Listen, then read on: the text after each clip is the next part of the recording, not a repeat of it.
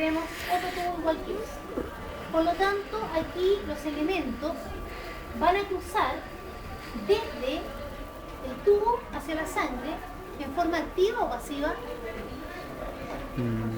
Pasiva, porque si no hay mitocondrias no puedo recurrir a transporte químico. Entonces aquí vamos a ver que en la rama descendente el agua ingresa libremente hacia la sangre, pero cuando se curva y se hace ascendente ya no hay transporte de agua, pero sí permitimos el transporte de sodio y cloro. Todo esto en forma pasiva, para equilibrar las concentraciones entre sangre y el tubo. Bien, acá tenemos tubos distales. Se fijan que el lumen ya no es tan cerrado. Aquí lo veíamos muy cerradito, muy irregular, o veíamos esos como elementos como unos pequeños pelitos. Acá yo los veo mucho más lisos, el epitelio se ve más bajo, pero sigue siendo cúbico, sigue siendo teñido porque tiene bastantes mitocondrias. Todos esos elementos que ustedes ven ahí como unas manchitas oscuras son mitocondrias, esos son los núcleos esféricos del epitelio cúbico. Aquí hay intersticio. En el intersticio donde hay fibroblastos y células que pueden ser productoras de esta eritropoyetina. Túbulo proximal, miren esos elementos, son las microvellosidades y ese es un distal. Ahora, eso también es distal, ese es proximal. Uno diría, siempre son más pequeños los proximales, los distales que los proximales. Bueno, no es un criterio tan claro, pero me resulta lógico pensar que si aquí yo reabsorbo el 70% del agua, la cantidad de fluido que voy a tener al final en el cristal va a ser menor. Por lo tanto, hay una relación, pero hay que tener cuidado, porque a veces por efecto de corte me resulta ver unos distales muy amplios y los puedo confundir. O sea, es el aspecto, es la tinción, que son un poquito más pálidos, si bien es cierto que tienen mitocondrias, yo diría que los proximales tienen más mitocondrias que los distales. Y eso le da un poco más de palidez al distal en relación al proximal. Los colectores son células más bien altas, siguen siendo cúbicas, porque veo los núcleos esféricos. El núcleo es un referente de la forma. Si el núcleo se aplana, la célula es plana. Si el núcleo se ovala, es porque la célula se hace más alta. Si el núcleo es esférico, es porque la célula es cúbica. Si yo digo sí, pero cúbico eso, yo lo veo más alto que ancho. Entonces llamémosle cubicual. Cuando se observen ovales, siguiendo la dirección de la célula, yo digo, bueno, eso ya para mí pasa a ser cilíndrico. ¿Cómo le llaman? ¿Cilíndrico? ¿Columnar? Cilíndrico. Ahora, hay un elemento que me permite hacer un fácil reconocimiento de los túbulos colectores, y es la visión de los límites entre cada célula. Eso no lo voy a ver jamás en un distal ni en un proximal. ¿Por qué? Porque los límites, los bordes laterales de las células se tienden a entrecruzar. Entonces al quedar como en una línea como en zigzag, yo no logro ver un límite neto. En cambio, en los túbulos colectores, los límites son más lisos. Entonces me permite ver esa zona muy demarcada. Y lo otro es que habitualmente también se observa la parte apical como más globosa, como una cúpula. Son células, algunas más teñidas que otras, porque aquí se describen dos poblaciones, las células que tienen oscuras, que les llaman, o intercaladas, que son las que tienen gran cantidad de mitocondrias, y las células claras, que son las principales también, les llaman principales porque son las más numerosas, que son las que tienen en su interior un sistema de pequeñas vesículas que se organizan para formar canales, las llamadas acuaporinas. Entonces, aquí lo que hacemos nosotros es concentrar orina en base al retiro que hacemos de la última fracción de agua, ya todavía la orina no está lista, y eso en respuesta a una hormona que produce una concentración de la orina. ¿Qué hormona es esa? La ADH o antidiurética o vasopresina. ¿Quién la produce? La neurohipófisis, pero ella la descarga porque es producida a nivel de los núcleos hipotalámicos, ¿cierto? Bajan por los axones estas hormonas y se liberan justamente a nivel de la neurohipófisis. Hay un cuadro que se denomina diabetes insípida en aquellos pacientes que tienen incapacidad para concentrar la orina no por falla renal. Un paciente nefrópata también tiene falla para concentrar y eso no tiene que ver con la hormona. Pero en un paciente que no produce suficiente cantidad de hormona antidiurética, el paciente va a orinar 6 litros, 8 litros de orina. Entonces va a ir a consultar por la misma causa que va a consultar un paciente diabético. Tengo mucha sed y orino de día y de noche. Lo que más incomoda al diabético, en general cualquiera sea, es que se levanta de noche para orinar. A eso le llamamos micturia. No confundir con la enuresis, que es la misión en forma involuntaria porque el paciente está durmiendo. La nicturia es la necesidad de despertar para ir al baño a orinar de noche, con una sed que también lo obliga a tomar bastante agua. Entonces el paciente consulta porque eso le incomoda. Dice, yo ya no puedo dormir, estoy de día y de noche teniendo que buscar un baño y toda la historia. Entonces el médico dice, vamos a realizar un examen sanguíneo para determinar cómo están los niveles de glucosa y un examen de orina para ver si hay glucosa en orina, porque una de las principales causas es la diabetes. Pero hay una diabetes que se llama mellitus, que es la que tiene que ver con la glucosa. Tiene que ver con la insulina, ¿cierto? Y se llama diabetes mellitus, ¿por qué? Mellitus, ¿de qué vendrá? De miel. Antiguamente, jóvenes, los médicos no tenían toda la herramienta, y afortunadamente para ustedes también, no tenían todo este aparataje de exámenes. Entonces el médico le tenía que pedir al paciente que orinara en un vasito y él tenía que probar la orina. Si la orina tenía glucosa, decía, sí, está dulce, parece miel. Y si el paciente tenía una deficiencia en la hormona antidiurética, tenía una orina con mucha agua, por lo tanto decía, es insípida, no tiene sabor a nada. Afortunadamente para ustedes, que van a ser los encargados de entregar información en ese sentido, hay otras técnicas actuales más. Profe, ¿por qué hay gente que toma orina y dice que eso hace bien? ¿La orinoterapia? A ver, lo único que se ha demostrado, jóvenes, es que hay una sustancia que es producida en el intestino delgado, la urogastrona, que es un estimulador para la multiplicación de células epiteliales, fundamentalmente para el intestino. Entonces se sabe que ella se libera al intestino y después se pierde con la orina. Entonces lo único que se ha demostrado que puede ser realmente útil es esta recuperación de urogastrona que mantendría un poco más intactos los epitelios digestivos, pero el resto de las bondades de la orinoterapia no ha podido ser demostrada totalmente, al contrario. O sea, hay algunos que son absolutamente detractores y dicen cómo vamos a consumir un elemento de desecho, pero hay algunos que lo practican. Ah, no, si estuviera en el desierto sí, pero no. Bueno, en el desierto, claro, habría que eliminar algunos elementos, pero no tiene mucha utilidad hacer recircular elementos de desecho.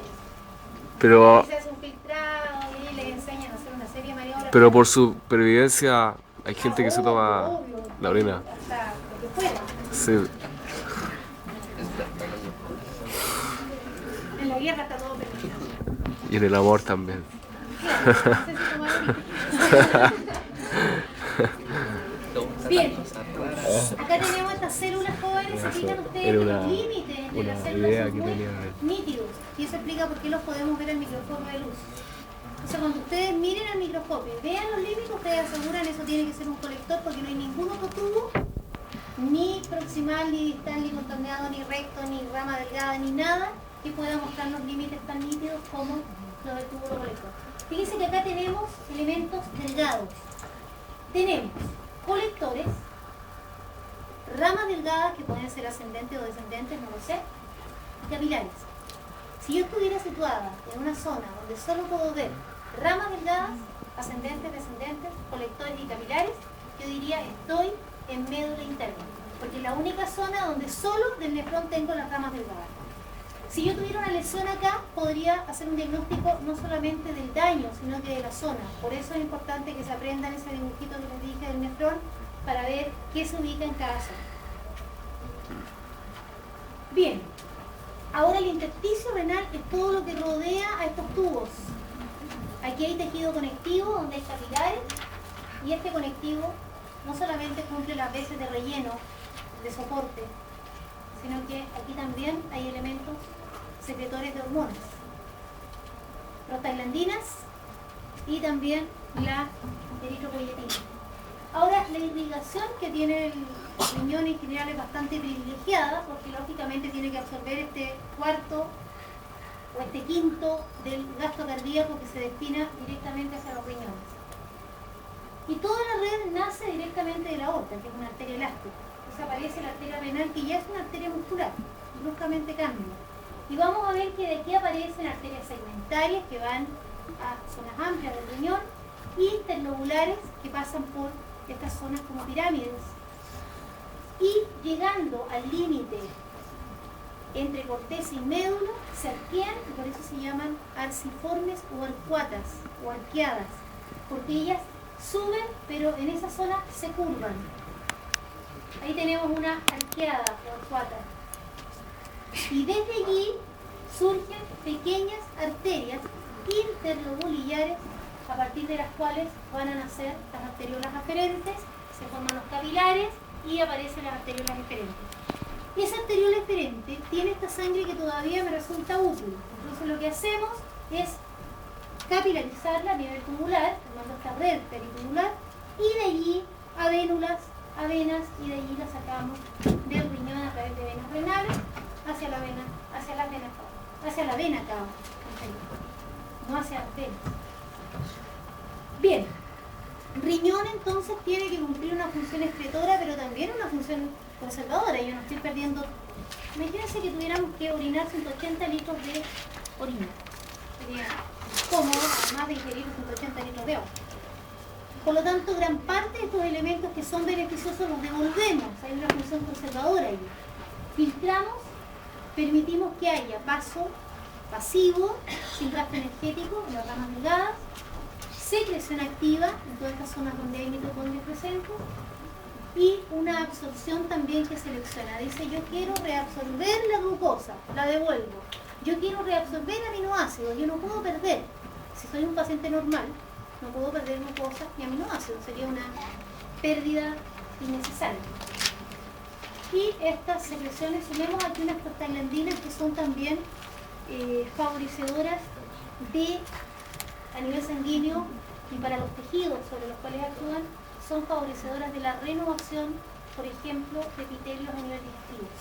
Un paciente con una falla renal va a tener múltiples problemas, tanto por la acumulación de toxinas que la puede eliminar, como también por incapacidad de estimular a la médula ósea o incapacidad de estimular a muchos epitelios a nivel digestivo. Entonces no es raro que estos pacientes desarrollen úlceras, gastritis, que son inentendibles. Uno dice, ¿pero qué tiene que ver el riñón? Claro, porque no estamos produciendo también unos estimuladores para la renovación de estos epitelios a nivel digestivo. Bueno, una vez que la orina ya está producida, va a ser a nivel de la papila de cada una de estas como pirámides, que son las justamente pirámides renales, se va a producir un goteo de orina que va primero a desembocar en una especie de pequeña copita, los cálices menores, y varios cálices menores desembocan en estructuras de más diámetro, que son los cálices mayores, y finalmente los cálices mayores terminan desembocando en la pelvis renal. Y de allí el uréter, que es una estructura tubular fina. Ella comunica el riñón con la vejiga, que es un órgano de reserva para que, si la producción de orina es constante, porque es constante, porque la sangre está llegando permanentemente, la micción no lo sea, sea intermitente. Las vías urinarias entonces serían los tubos que nacen ya a partir de la formación completa, desde la pelvis renal hasta la uretra. Las vías urinarias van a tener una composición bastante parecida. Hay una mucosa, ¿se acuerdan del epitelio polimorfo de transición? Urotelio le llaman también porque es propio de las vías urinarias, y una lámina propia, dice ahí. Hay capas musculares. En la vejiga, aquí se ubica una submucosa bastante elástica, que permite que cuando nosotros paseamos la vejiga, el órgano se cierre. Pero para el uréter, por ejemplo, no hay submucosa. Directamente la mucosa se apoya sobre la muscular. La muscular normalmente tiene una dirección interna, longitudinal y externa circular. Y en la vejiga se agrega una tercera externa que también es longitudinal. ¿Qué les parece esa disposición? Interna, longitudinal, externa, circular. Si lo comparáramos con el aparato digestivo, ¿qué diríamos? Que está invertido, ¿cierto? Pero en el caso de la vejiga, por ser un órgano que yo tengo que cerrar y comprimir en todas las direcciones, aparece una tercera capa que es igual a la interna. La adventicia es una capa que nos rodea y nos une a todos los cercanos. Eso es válido para uretra y para uréteres. Pero la vejiga, que tiene un borde liso, tiene en realidad una celusa.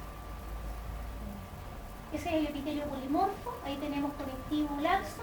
Más abajo encontraríamos submucosa si tuviéramos en vejiga, o directamente el músculo si fuera un uretra. El epitelio, lámina propia, podríamos encontrar acá una submucosa si fuera vejiga, si no directamente es todo conectivo laxo, y las capas musculares, una adventicia, y si tiene un epitelio de borde, como en el caso de la vejiga, sería una celusa. Acuérdense de esa composición de células basales, las células intermedias que son más altas, con unas raquetas, y las células en paraguas, o células de Dogiel, se llaman, o cupuliformes, porque tienen forma más como una cúpula y cubren a muchas células por debajo, por eso le llamamos células en paraguas. Cuando el epitelio es sometido a estiramiento, porque la vejiga está llena, cambia la forma de las células y por eso se le llama polimorfo o de cambio, de transición. Entonces se ve, la cantidad de células es la misma, la ubicación es la misma, pero lo que cambia notoriamente es la forma. Bueno, la uretra, en el caso de la mujer, tiene una composición muy semejante a la vejiga, con un epitelio polimorfo, una lámina propia, hay músculo. Es más parecida, diría yo, a un uréter. Pero en el caso del varón hay bastante variación, porque la uretra se subdivide en segmentos. La prostática, que es justamente donde desemboca la próstata, la membranosa, que es una porción intermedia, y la esponjosa o cavernosa, que sería la que está ubicada ya a nivel del pene. En el caso de la uretra masculina hay epitelio polimorfo, hay epitelio pseudoestratificado, hay incluso epitelio estratificado cilíndrico. Pero eso se debe al hecho de que para el hombre la uretra es un órgano común entre el aparato genital y el aparato urinario. En el caso de la mujer son elementos totalmente separados. Bien, esa es la última diapositiva. Muchísimas gracias, jóvenes. Nos estaríamos viendo entonces el sábado a las 12:10. Les voy a publicar, les voy a entregar por información como anuncio. Y aquellos que tengan problemas, por favor, les voy a pedir que el día lunes, en la mañana, se acerquen al departamento de morfología